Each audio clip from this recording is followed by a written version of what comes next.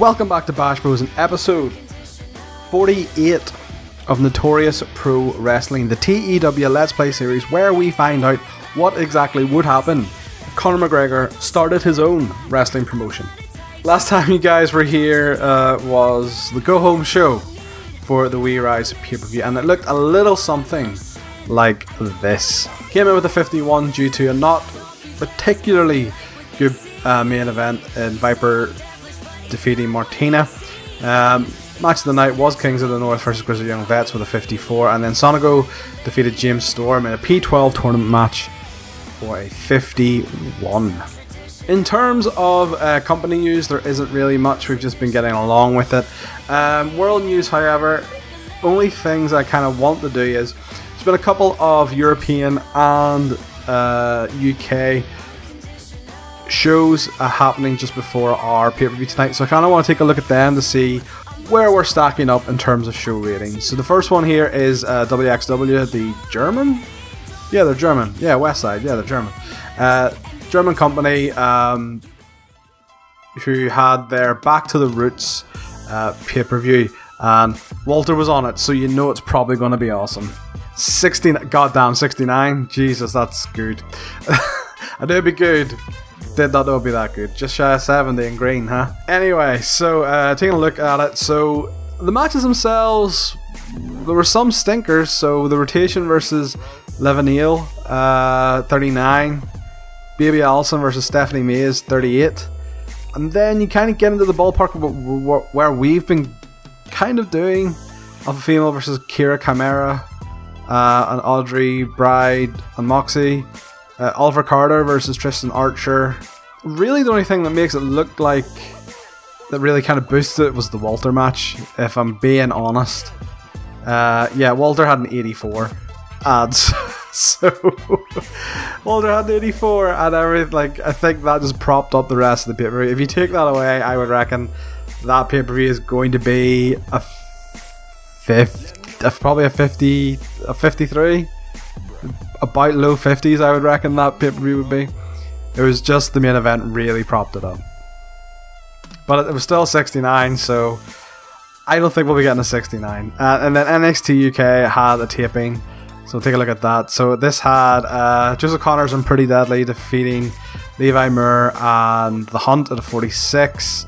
Danny Luna defeated Zia Brookside to retain. Oh, so Danny Luna is the NXT UK champion, or women's champion, cool. 49, and Ilya Dragunov defeated Noam Dar and Morgan Webster in a 63, and Wolfgang defeated A-Kid in 61 for 60 overall. So there, a couple of our very, very, very good TV shows are kind of beating NXT UK's TV shows. On the whole, though, I reckon NXT UK is still doing a lot better than us. Anyway, sorry, going off a slight tangent there. So that's kind of where the competition is currently. And in Company Awards, we're still just in 43. Probably won't see any major momentum forward until we hit small. And then we have maybe the ability to try and get TV deals outside of UK and Europe. We're obviously with Eurosport at the minute, which is great, being able to reach the European audience.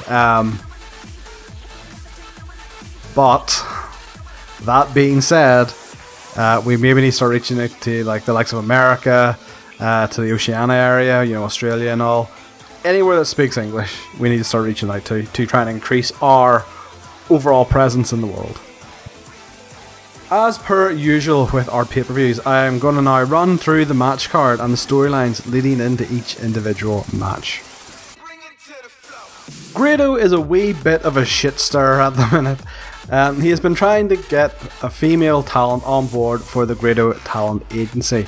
First looking to the Joshi wrestlers Maki Ito and Riho, then trying to get Crazy Mary Dobson and Mad Marley Quinn involved, leading to friction between the four women. This friction came to a head when Mad Marley Quinn took on Maki Ito, and not only did Maki get the win, but Marley Quinn got injured with a fractured skull for a year. I'm still not over it. It hurts to say that. Now seeking a bit of revenge for her injured tag partner, Crazy Mary Dobson is going to take on Riho tonight. Last month, Dynasty defeated Grizzled Young Vets to capture the tag team titles, but they're not 100% happy about it, now having to be known as the champions of an Irish promotion, a country that they particularly aren't fond of. Well, Kings of the North did not like Dynasty talking shit about their home island. Kings of the North view themselves as heroes of the homeland. North or South, Kings of the North are proud Irish and Northern Irish wrestlers. Kings of the North gained this title shot by defeating previous champions Grizzled Young Vets, and tonight they take their title opportunity against reigning champions Dynasty. Best friends turned bitter enemies. When Aussie Open first arrived in NPW at Lycos Gym, were very happy to see their besties sure, enter the NPW ring. However, when they realised their goals were the same, to become tag champs, Lycos Gym showed their true colours, attacking their previous best friends. Aussie Open have been on the warpath since and have just narrowly missed out on getting revenge against Lycos Gym when they walked out of a match, intentionally getting themselves counted out. Conor McGregor would have no more of this and booked the match tonight, so it is Aussie Open versus Lycos Gym in a hardcore match. It has been a good couple of months for Dynasty as Tessa Blanchard is the new NPW Women's Champion. Defeating Viper for the belt wasn't enough, as Tessa wanted to rub salt in the wound, trying to turn Zia Brookside against her friend Viper. And she may have succeeded, as last week Viper accidentally hit Zia, causing the rift to further between the two previous friends. Zia, being vulnerable after losing a long feud to Tennille Dashwood, is now put through further stress as she is now stuck in the middle of these two warring women. Will Zia finally pick a side? We'll find out tonight when Tessa Blanchard defends her women's championship against Viper. And in the main event, Easton Reese finally gets what he's wanted for so long. Sacrificing his place in the P12 tournament, Easton Reese was guaranteed a title shot by Conor McGregor against reigning champion Pentagon Jr. Can Easton Reese finally fulfill his destiny? Can he finally become the main event talent he knows he can be? Can he become the new NPW champion? Well, we're going to find out tonight. Whenever Easton Reese, with Coach Doug in his corner, takes on Pentagon Jr.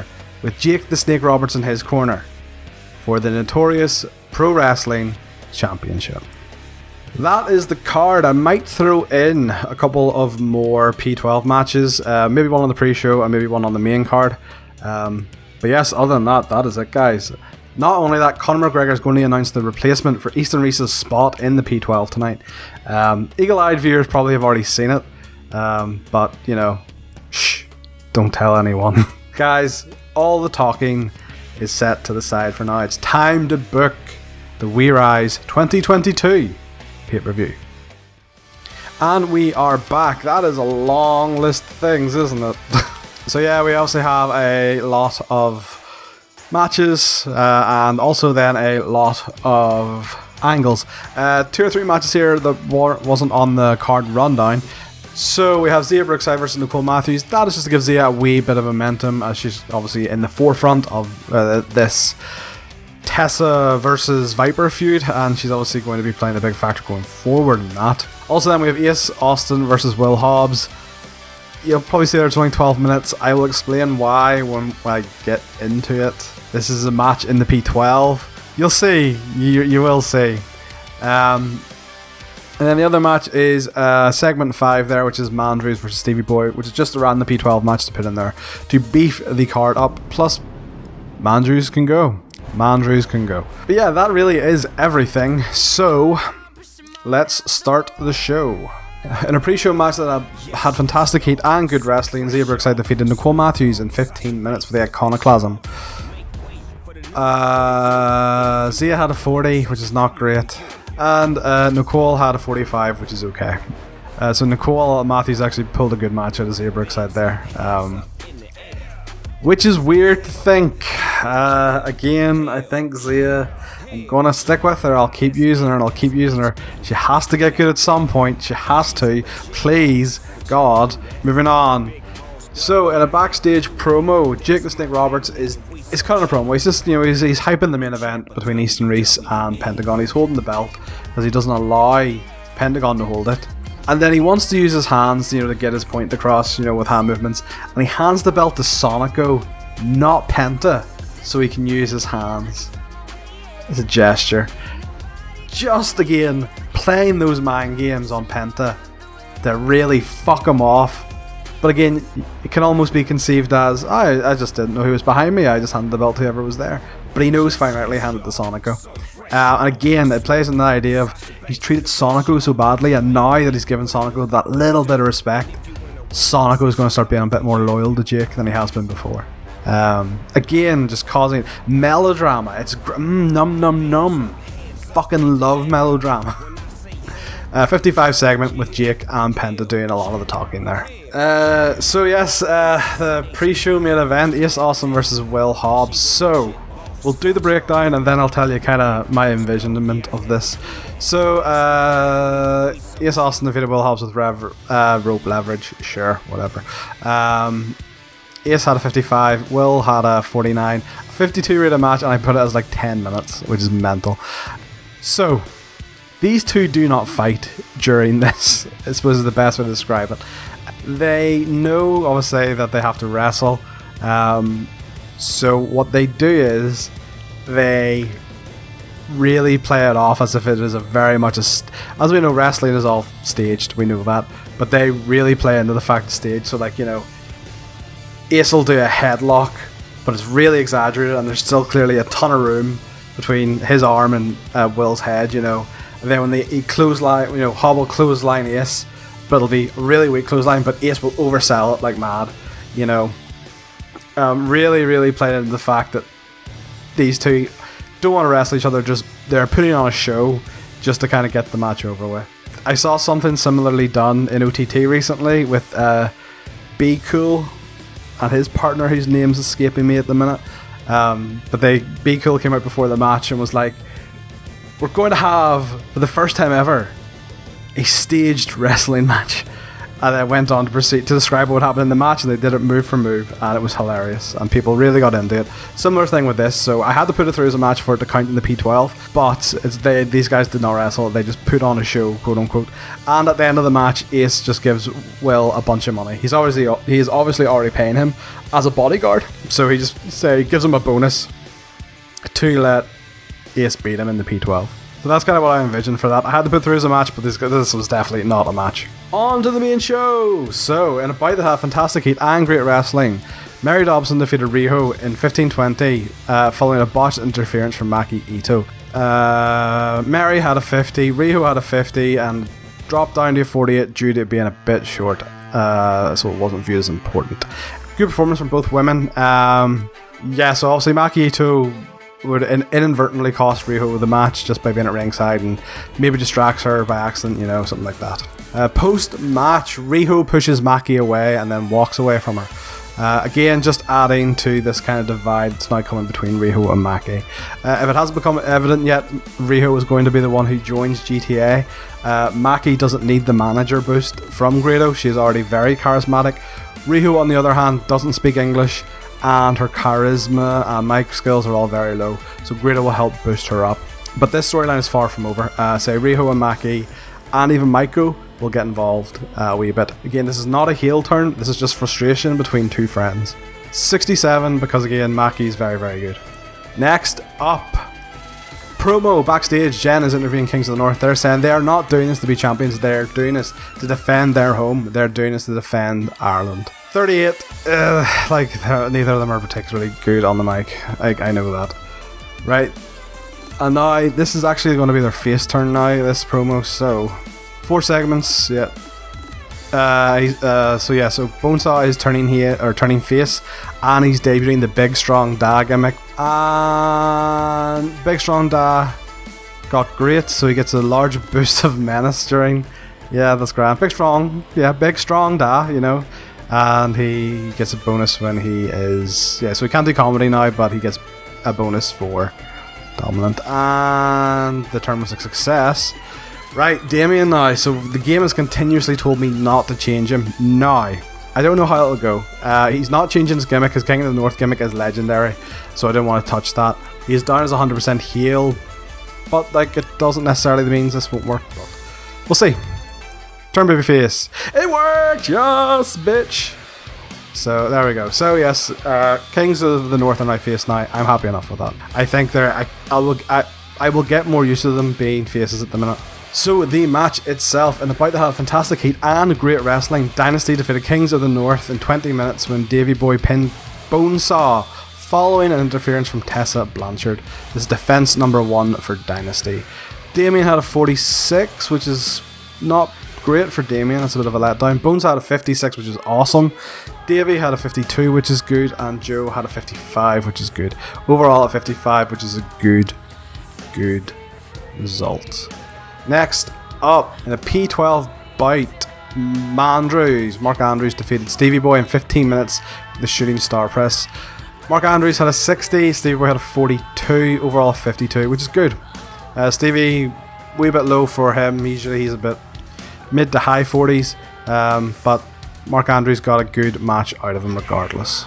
Afterwards then, Conor McGregor comes out and announces that Easton Reese's replacement is Mark Haskins in the P12, and he debuts with his wife Vicky at his side. So Mark Haskins debuted his relentless gimmick and got an awful... Ugh, that's what I get for going with the fucking standard gimmick that's put with him and not changing it. And Vicky Haskins debuted her not so wicked witch gimmick, which got a great 86 because Conor McGregor talk good. Next up, in an exceptional match, Aussie Open defeated Lycos Gym in 15 minutes when Mark Davis pinned Kid Lycos after a fidget spinner. Right, Kyle got a 53, Mark got a 58, Junior got a 47, Lycos got a 58. Kyle was off his game. He didn't seem too bad with a 53. And overall, we got a 54, which is good. These guys maybe could have done a wee bit better. I did ask them to steal the show, so maybe they could have expecting them to be a bit more up there, but still perfectly fine. Next up, in an exceptional match, Tessa Blanchard defeated Viper in 20 minutes with a pile driver. During the match, we also had Zia Brookside turn on Viper, and Tessa gets defense number 1 for her women's championship. Viper had a 49, which is okay, and Tessa pulled out a 60? Fair. Don't know where you pulled that one from, but good on you. Fair enough. What the hell? Sorry, she hasn't pulled out a 60 before, and all of a sudden she pulls out a 60. That's neat. Fuck. No, that's awesome. Overall, a 58 rated match was maybe one of our best women's matches yet, so awesome. Really, really good. Very, very happy with that. And obviously, yeah, so Zia has turned heel. Yeah, so that's a complete success. So yeah, Zia has now joined Dynasty. Again, I did state this in the previous episode. I just want to make sure, or just want to reset her momentum as a heel and just try something new with her, because she hasn't been performing where I would like her to be, even as a mid-card women's performer. So yeah. Post-match, Dynasty with their new member Zia Brookside stand tall. 54 rated segment. Right, main event, an exceptional match. Pentagon defeated Easton Reese in 25-28.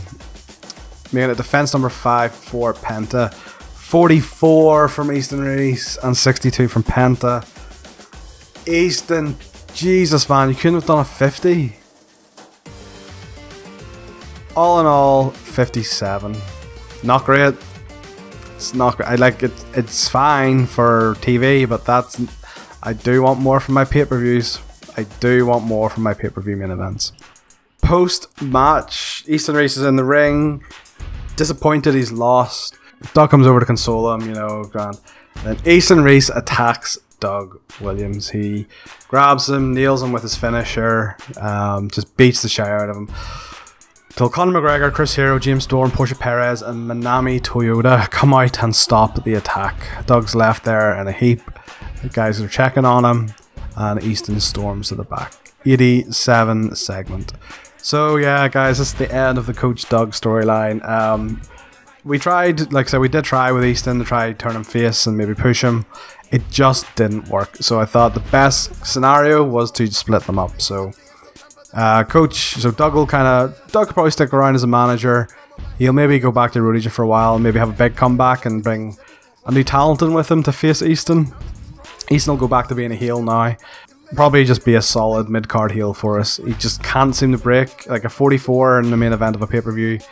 It's just not acceptable. It's just not acceptable. Finished the show 63. So I did spam Conor McGregor twice here. And I did that because I kind of knew in the back of my head Easton wasn't going to perform. Yeah, 63. I think we turned that around nicely with the two Conor performances. So happy enough. So, news coming out of We Rise pay-per-view. Titus O'Neil raised money for charity. It's always a nice thing to see. Just historical wrestling championships. Obviously, so they are one of the new companies that have opened up. I'm actually kind of curious to see how they do. I view them as like an NWA similar thing, where like a throwback style company. Piper Niven got called up in WWE. She was no longer in NXT UK. She dropped the title to Dani Luna in NXT UK. So she's now been called up to WWE, and you know what that means. It's the debut of Doudrop. Fuck me, they can't believe they called her Doudrop. So there you go, she's now up in WWE. And then the biggest news.